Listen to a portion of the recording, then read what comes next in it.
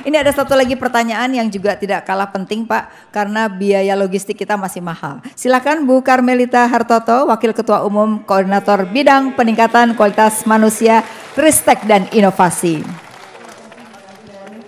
Assalamualaikum warahmatullahi wabarakatuh. Salam. Izin Bapak Calon Presiden Pak Anies Baswedan. Topik yang disampaikan saya kali ini adalah biaya logistik. Yang sebenarnya tadi Bapak sudah sempat mention dan juga mengenai agro maritim ya Pak.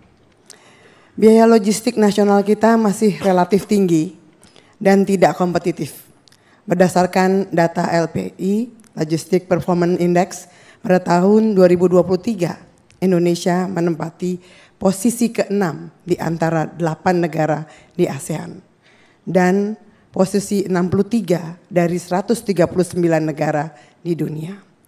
Salah satu penyebab kondisi ini adalah regulasi yang belum harmonis. Pertanyaan saya begini, bagaimana strategi Bapak untuk menurunkan biaya logistik yang masih tinggi sehingga daya saing perekonomian Indonesia meningkat? Yang kedua, bagaimana strategi kebijakan Bapak untuk menjamin keselamatan dan keamanan pada jalur logistik di negara kepulauan sebesar Indonesia ini? Karena saat ini kita belum memiliki Coast Guard yang diakui oleh IMO, International Maritime Organization. Demikian pertanyaan saya Bapak. Semoga pertanyaan saya ini tidak terlalu sulit seperti gimana tadi kemarin ini di saat debate kemarin. Terima kasih Pak. Jadi biaya logistik kita kan masih 26% ya Pak, cukup mahal. Sehingga memang untuk menjadi kompetitif menjadi susah. Nah ini memang PR dari waktu ke waktu yang belum terselesaikan. Silakan Pak Anies. Ya, makasih. Memang di debat pertanyaannya juga susah. Susah. Tapi kalau di sini itu pertanyaannya bermanfaat. Jadi itu lebih cocok ya Pak ya? Iya.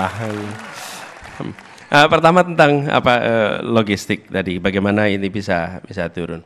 Nomor satu, kita harus memandang Indonesia sebagai negara arkipelago, sadari itu.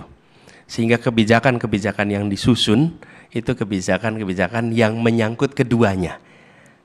Kita punya kecenderungan pada sekolah di dunia kontinental. Jadi ketika pada pulang ke sini nyusun kebijakannya juga dengan asumsi kontinental. Padahal kita kenyataannya adalah negara kepulauan. Jadi satu mindset itu. Kemudian yang kedua adalah meneruskan pembangunan jaringan logistik yang sekarang sudah terjadi. Misalnya, kita menyaksikan ada pembangunan jalan tol yang sudah berjalan beberapa dekade ini. Itu harus kita teruskan. Tapi jangan lupa sambungannya dengan jalan non-tol tidak boleh putus. Karena yang kita temukan adalah jalan tolnya terbangun, jalan non-tolnya terbengkalai. Dan ketika non-tol terbengkalai, di situ mahalnya terjadi. Bapak Ibu boleh lihat di Pantura, begitu Semarang ke timur, itu jalan non-tolnya luar biasa. Dan ini kemudian poin yang kedua. Poin yang kedua adalah pembicaraan tentang tarif dari jalan tol yang belum tentu bersahabat kepada dunia usaha.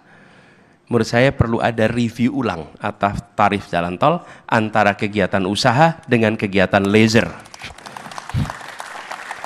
Yang sekarang terjadi adalah untuk kegiatan private yang non komersial itu malah mendapatkan biaya yang lebih kecil dibandingkan yang untuk kegiatan komersial. Ya, apa yang terjadi? Truknya nggak lewat jalan tol, truknya lewat jalan non tol, dan jalan non tol tidak dirancang untuk menopang kendaraan-kendaraan berat seperti itu. Jadi penyesuaian tarif tol, dan kemudian yang tidak kalah penting, pembangunan jaringan kereta api yang secara serius harus dimulai di Indonesia. Kenapa jaringan ini diperlukan? Karena dalam jangka panjang mobilitas logistik menggunakan kereta api itu salah satu yang paling efisien. Tapi kita belum secara serius membangun rute-rute kereta api baru pasca kolonialisme. Bahkan kami berencana menghidupkan kembali jalur-jalur kereta api di Sumatera Barat yang sudah mati itu. Karena kita ingin menghidupkan kembali di situ. Dan Bapak Ibu sekalian, revitalisasi jalur kereta api di Sumatera Barat itu Tahu berapa harganya? 16 miliar per kilometer. Tidak mahal. Dan kalau kita membangun jalur kereta api baru, kira-kira 60 miliar per kilometer. Bandingkan dengan kalau kita harus membangun jalan tol. Pembebasan lahannya bisa 80 meter lebarnya. Oke. Kemudian membangun konstruksinya harus on-site. Tapi kalau kereta api berbeda sekali. Semuanya bisa precast. Dan bisa dikerjakan dengan pembebasan lahan yang sangat kecil. Kami menghitung di Kalimantan dari Pontianak sampai ke Samarinda, bila dibangun jalur kereta maka total diperlukan 22 triliun. 22 triliun terjadi di situ. Sementara kita ketika membangun di Jakarta ini LRT, itu panjangnya kira-kira 6 km, nilainya 6 triliun. Hampir 1 triliun per kilometer. Ini LRT kita di Jakarta. Bayangkan kalau kita melakukan pembangunan rel kereta api secara serius. Jadi menurut kami satu, tol diteruskan, non-tolnya dikembangkan.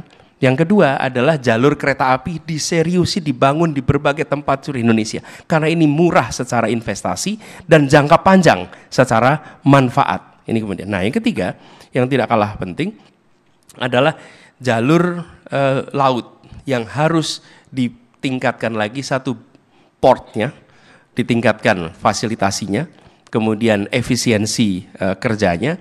Dan yang tidak kalah penting dari ini semua adalah pemberantasan pungli yang ada di berbagai titik urusan logistik ini. Ya. Ini luar biasa. Lalu tadi ada pertanyaan kedua nih soal apa? Udah Pak, kalau yang ini tadi pertanyaannya. Keselamatan. Oh, mengenai Coast Guard. Ya. Ya, jadi kita ini belum punya Coast Guard yang diakui sama IMO ya, International Maritime Organization. Tapi kita punya protap dari IMO yang kita bisa pakai. Dan menurut saya kita bisa gunakan protap ini. Dan kalau tidak salah di dalam Renstra Dirjen Perhubungan Laut pun sesungguhnya sudah ada itu. Tinggal kita eksekusi, kita praktekkan di situ. Dan dengan begitu nantinya infrastruktur jaringan transportasi laut itu akan ditopang dengan sistem safety dan security sesuai dengan yang ada di dalam IMO, gitu ya. Oke, terima kasih Pak Anies.